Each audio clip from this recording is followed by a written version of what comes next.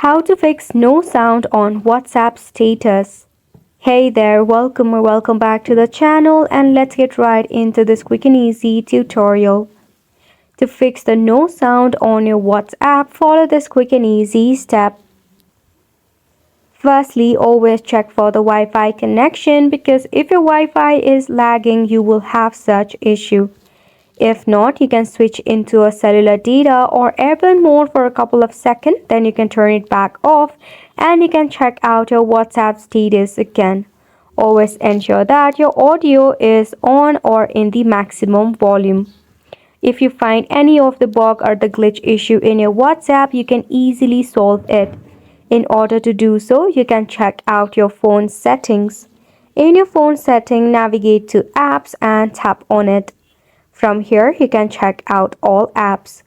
Now, you can search for the application of WhatsApp. Here, tap on Force Stop button and OK. Then head to Storage and Cache and tap on Clear Cache. This will remove any of the bug or the glitch issue that might be causing such problem. So this is how you can fix no sound on WhatsApp status. Hopefully this was helpful to you. Thank you so much for tuning in.